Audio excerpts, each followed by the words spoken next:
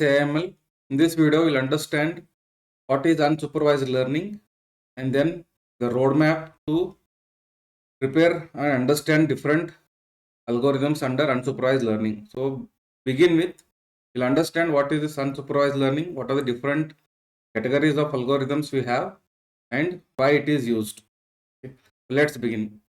Just to recap, you understood the concept of supervised learning. If you are not, please check out my video lectures on supervised learnings. What is unsupervised learning? So before that, let us understand what is supervised learning. In supervised learning, we had few concepts, like for example, the data is a labeled data. That means what? If you give a data, it will also give a label. Label means what will be the output for that data. Okay.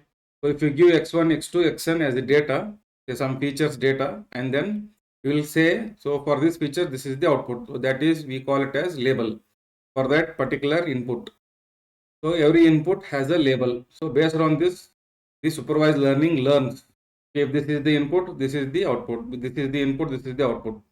So once it learns, that we call it as the learning process, we call it as training of the data for the using the algorithmic model or your supervised model. Once it learns, then it starts predicting. So during training period, we also check the error. How will we check the error? So we already know this is the outcome for the given data. For example, if I give a new input, then I know the true value, the output true value, and then we'll see what is my model predicting, and then we calculate the difference between them as the error, and then again try to minimize that error to make our algorithm robust. When it comes to unsupervised learning, so unsupervised learning deals with unlabeled data. So here we have only input. Okay, there is no label for the output label for the given data. So you can visualize your data as x1, x2, xn. These are all the features. Only the data values are given, and each belongs to the real domain in a dimension. Now here, if you observe, there is no output y. Okay, there is no predicted value y. Okay, we are not predicting anything. Just based on the input data is available, we are coming up with certain findings in our data. So here, no target or output variable is provided. The goal is what then? Goal is to discover hidden structure or patterns in the program or in the data. So in the real world, the data is very huge. For every data, we cannot create the labels. There are some data where generated in this real world where we may have some patterns hidden under them. So unsupervised learning algorithms helps us to find those particular patterns. So when it can be used, when I have the label data is not available. It may not be available because it may be expensive or it may be difficult to obtain. And the most real world data is unlabeled. So what is the use of unsupervised learning? It helps in discovering unknown patterns. Often used as pre-processing step for supervised learning. The supervised learnings are sensitive to noise and outliers that you already know. So if you have noise or outliers, then your model will become underfitted or overfitted.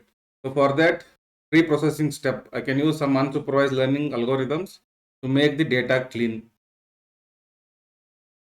Now let us understand the broad category of your unsupervised learning. So what are the different types of algorithms we can generate in unsupervised learning? So we classify them as, first one as clustering, dimensionality reduction, density estimation algorithms, and then anomaly by outlier detection algorithms.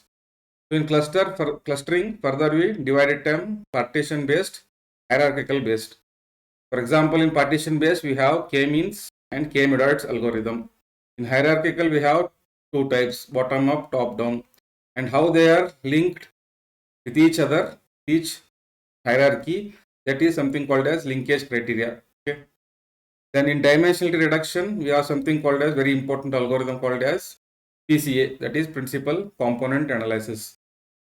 Let us try to understand each of this category in detail. What is clustering based? I am not going in depth here. I am just giving a roadmap or overview of what all these unsupervised algorithms can do. Okay. So first one is clustering. What is clustering? So you take the data, entire data, and then you categorize or cluster them into based on their similarity. All the highly similar points are grouped together or clustered together. This is called one cluster. Similarly, another highly similar data is made another cluster. What is the idea behind this clustering is the similarity inside this cluster, we call it as intra-cluster similarity, should be high. Okay, so they are grouped together. Similarly, the inter-cluster similarity, so this should be low because we have to differentiate the cluster. That is the idea of clustering. Where it is used in, for example, in your supermarkets for customer segmentation, document clusterings. If you have different types of documents available in your office, for example, so there we need to segregate them in different clusters. They belong to this group, they belong to this group, like that. Then similarly for in your computer vision, you can use it for image grouping. So there are two types of clustering algorithms in general.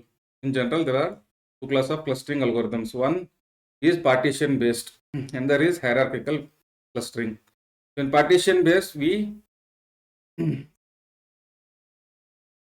actually divide the entire data into different clusters. So say that we define K cluster. We divide the data into K clusters. Each cluster will have high similarity among the data points and they have low similarity between two different clusters. So some examples we'll be use K means or K medoids. So where this can be used, it can be used in customer purchase behavior analysis. For example, let us say when you go to a supermarket, there are different types of customer. Let us understand the customers as male, female, and children. So each have different likes. They like different items.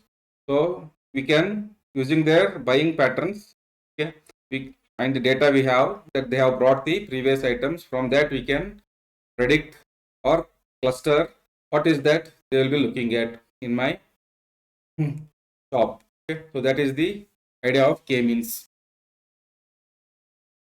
In hierarchical clustering, so there are again two types, two approaches, you can say bottom up approach and top down approach. That is how you build the tree. Here in the previous one, here in partition based, we actually need to define this K in the beginning. Here I need not create the number of clusters. I need not say how many clusters I want to create out of the data. It's just like building a tree based on some patterns. You go on building a tree whenever you find a new pattern in the data. So there are two approaches how you build this tree. That is hierarchy. So one is bottom up. We also call it as agglomerative. Top down, we also call it as divisive. So this is a basic overview of your hierarchical clustering. Then when you design a hierarchy like this, like a tree structure, different levels, then there is a linkage between these two clusters. For example, these two are the cluster, say C1, C2. How you are going to link between them? What are the data points that you use to link from this cluster to this cluster? That is decided by the linkage criteria. In general, we use three types: single linkage, that we also call it as minimum distance; complete linkage, that is called maximum distance; then we have average linkage, it uses the average distance. What actually distance means here? There are two clusters and here data points inside this, and there is another cluster, there are two data points inside this. So what single linkage says, you use the minimum distance, connects closest points and then creates a chain of sensitive, okay, creates a chain. So connects to the closest point means what? So there is a point here and this is a point here. So these two are the closest between these two clusters. So I will join using these two data points. So this is the concept of single linkage. So what is the problem with this? It is sensitive to noise. Okay. Then when it comes to complete linkage, maximum distance connects to farthest point. So suppose there is a point here and there is a point here. So they are far apart, maximum distance. So it can connect between these 2 points. This is the maximum distance or complete linkage. This is sensitive to outliers. Outliers means what? Suppose there is a you have done some dumb data is not appropriate and it is in this cluster. Okay, it doesn't actually belong to this cluster, but still it is an outlier. Outlier means it doesn't belong to this, but still somehow it is placed in this cluster. Now, if I use this to calculate the distance, then there will be the calculations may go wrong. Okay, so the prediction may be wrong. So that's the use average linkage. It is sometimes robust. Now, what is dimensionality reduction? So when we studied the matrices and linear algebra, we understood. See, what is the goal of creating the matrix and matrix reduction? In the data in the real world is very huge, very huge.